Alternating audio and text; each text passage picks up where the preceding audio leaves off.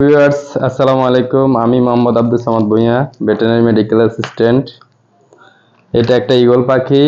ও ৩-৪ দিন আগে কারেন্টের শর্ট লেগে মাটিতে পড়ে যায়। তো উঠতে পারে না, চলতে পারে না। একটা এলাকায় প্রায় ২-৩ দিন যাবৎ পড়েছিল। তো ওকে আজকে আমরা রেস্কিউ করে নিয়ে আসছি।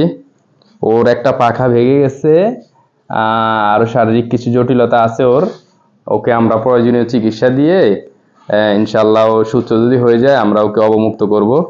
সঙ্গে থাকুন, নেক্সট ভিডিওতে অবমুক্তর ভিডিও আবার দেওয়া হবে, সঙ্গে থাকবেন। চিকিৎসা প্রদান করতেছি ওকে, ও খুবই অসুস্থ।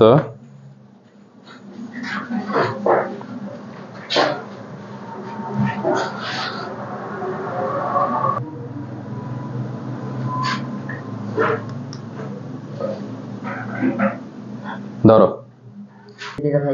হ্যাঁ।